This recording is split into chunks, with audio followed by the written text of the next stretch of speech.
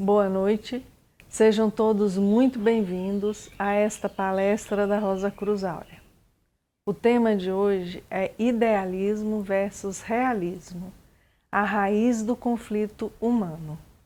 Em uma época de assumida polaridade no mundo, percebe-se que o conflito é tão antigo quanto a humanidade. Ele sempre remete a antagonismos e choques de interesses e vem acompanhado de um preço muito alto, como perdas que ambas as partes sofrem. No entanto, historicamente, ele é o gerador de transformações da sociedade, já que resulta em realizações tanto no campo material quanto no das ideias.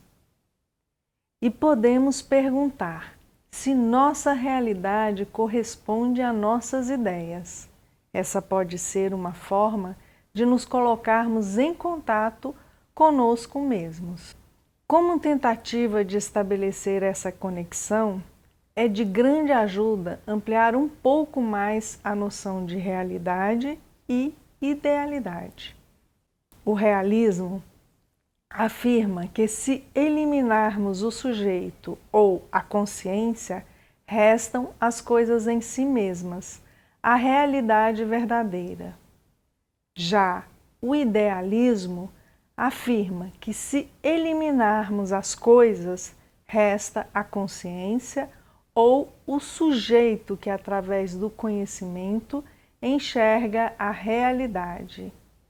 Essas duas concepções estão em eterna luta, em conflito, mas elas podem ser harmonizadas pela percepção de uma nova consciência, que vá além dos dois polos conflitantes para uma percepção de unidade.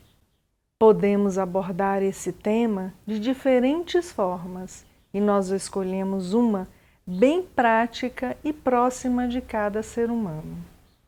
Iremos conversar sobre o que nos toca na realidade de nossas vidas como indivíduos e que também direciona a dinâmica de toda a humanidade. E o que é mais prático e próximo do homem do que refletir sobre sua própria vida? Quando refletimos sobre nossa própria vida, o que levamos em conta? A realidade material visível exterior ou a idealidade que cada ser humano construiu através dos seus sentidos e dos seus impulsos de pensamentos, sentimentos e vontade? Ou ainda seria um misto de ambas? Ou ainda haveria algo além desses elementos? Qual é a nossa realidade? E qual é a nossa idealidade? Bem, quando chegamos ao mundo através do nascimento numa determinada família, ali passamos nossa infância e recebemos as influências desse ambiente. Crescemos para enfrentar a vida, encontramos uma vocação, uma carreira, buscamos a autorrealização e a autoafirmação. Sofremos derrotas, festejamos conquistas e o tempo passa. Vem a maturidade, a velhice e a morte. Ou seja, um tempo intermediário entre o aparecer e o desaparecer. Parece trágico, não? Nascer, crescer e morrer? É trágico ou é real em nossas vidas? Por quê? Porque essa é a realidade da vida do ser humano, a vida tal como ela é. Esse é o ciclo da vida: nascer, crescer, viver e morrer. Enfim, uma realidade perecível e transitória. Podemos acrescentar também a esse contexto que a vida sofre influências das descobertas científicas, das mudanças climáticas, dos conflitos mundiais, dos avanços tecnológicos e principalmente de influências astrais e atmosféricas. A era em que vivemos, por exemplo, provoca o desmascaramento. Em outras palavras, traz um profundo anseio por respostas, pela descoberta de nós mesmos, de quem somos, através de nossas próprias experiências. Sobretudo, o tempo presente desperta a busca por algo eterno e imutável, e isso acontece através de um processo interior individual. Chegamos em um momento convergente, como se a realidade de todos ou da grande maioria apontasse para o mesmo ponto, a necessidade de uma nova consciência, pois já se percebe a repetição e o esgotamento do pensamento e da forma de sentir e agir, que estão baseados em uma consciência que divide, analisa e julga. As certezas e a nossa autossuficiência estão sendo questionadas e todo o movimento que há no mundo, que podemos chamar de polarização, nos coloca diretamente em contato com o conflito em nós mesmos. Neste momento de mudanças incontestáveis, o ser humano começa a enxergar que uma mudança interior de sua própria realidade, baseada em sua idealidade, deve acontecer. Mas como? Se o que temos é o idealismo sem a capacidade de realização e o realismo com uma capacidade de realização sem ideal algum.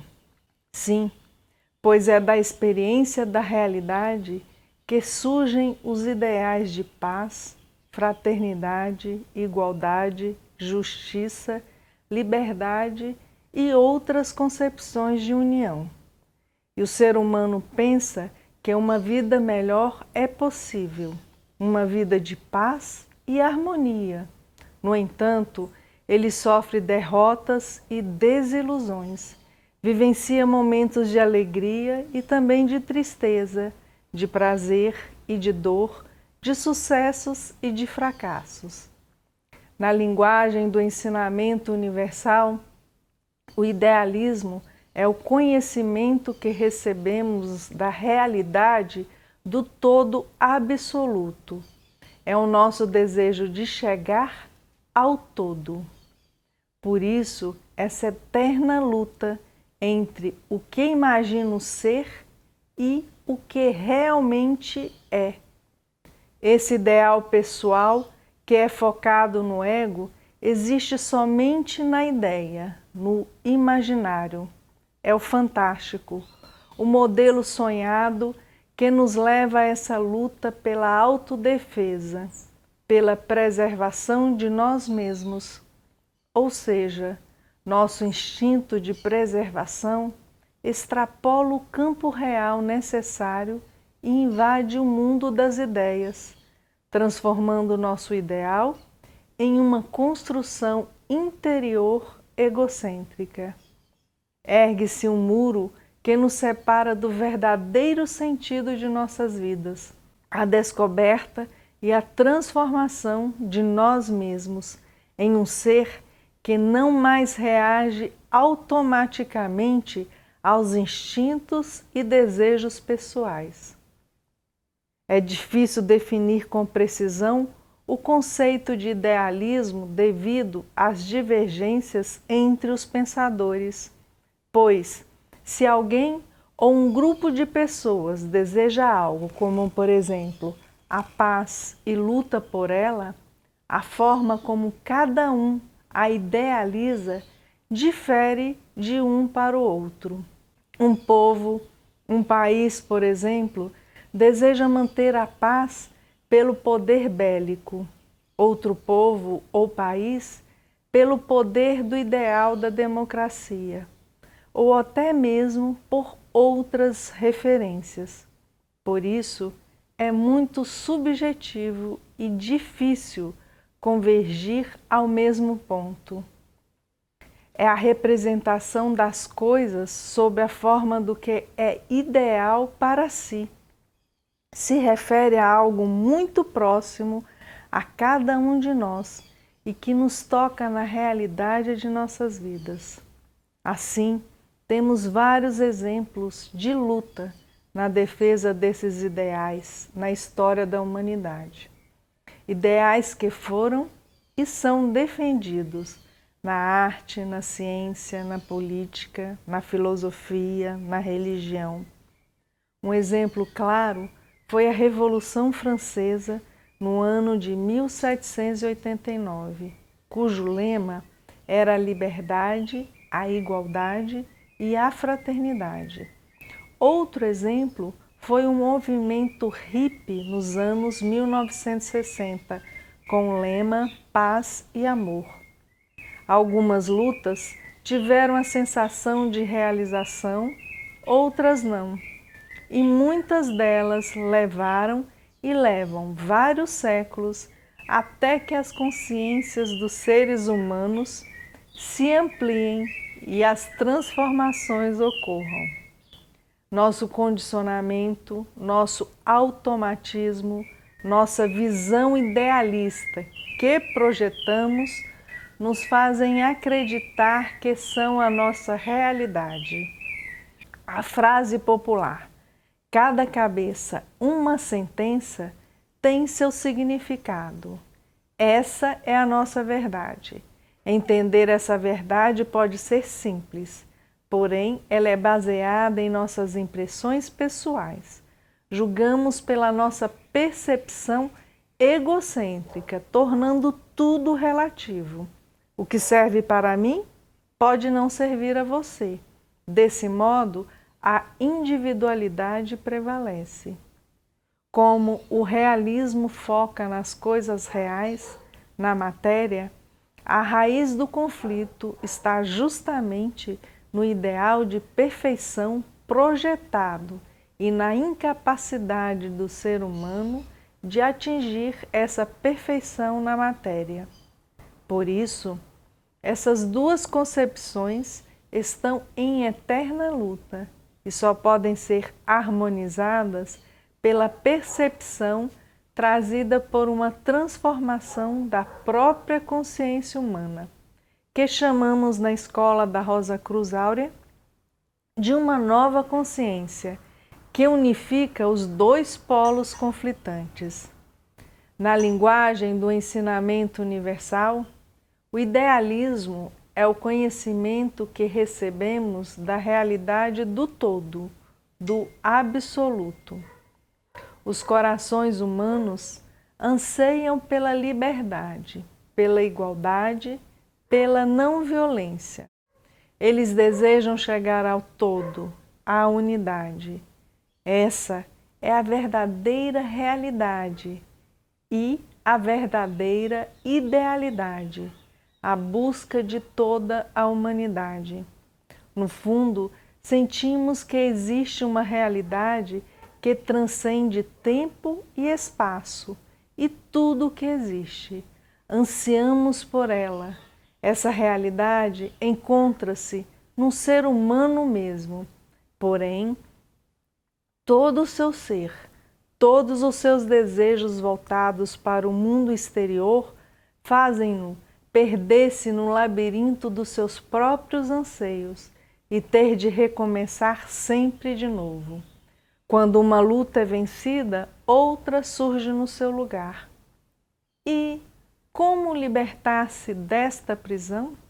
A atuação de uma outra força é necessária para que o ser humano possa perceber e reconhecer o labirinto, os muros autocriados, separando o que parece ser a sua própria verdade e a verdade mesma.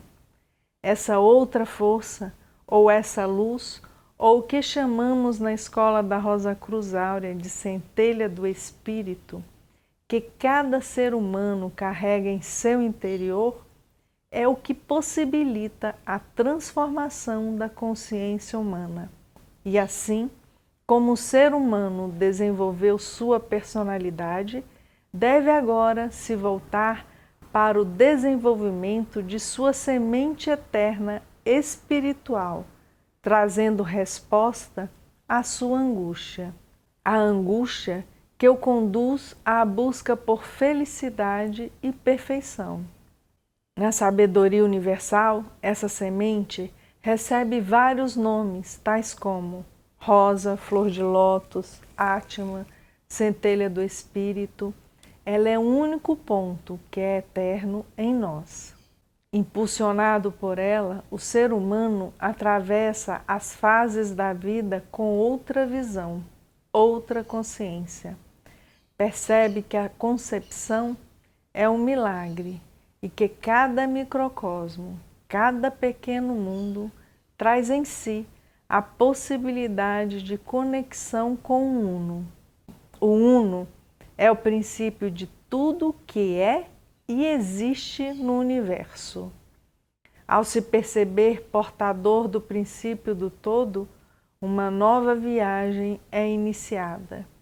Sendo assim, toda a nossa existência, tudo aquilo que nos define e determina a nossa consciência, nos traz a possibilidade de obter o verdadeiro conhecimento, o conhecimento integral, pois o conhecimento percebido pela personalidade não é mais do que uma parte do conjunto. Assim, uma nova tarefa surge. O ser humano passa a ressignificar sua percepção do universo e a romper os véus das imagens autocriadas. Ele limita-se a contemplar as coisas e a integrar o que foi contemplado em uma visão ampla e oniabarcante da realidade, cujo resultado é simplesmente a compreensão das coisas sem julgamento, sem o jogo habitual da aceitação e da rejeição. Então, ele se coloca diante da clara manifestação de uma consciência superior, a consciência da alma. E como podemos fazer isso? Qual é o segredo?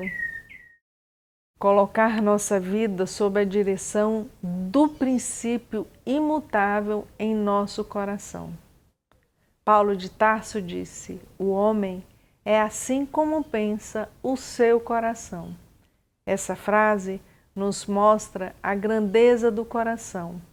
É ele que nos dá a possibilidade para entender a grandiosidade do todo, a própria unidade.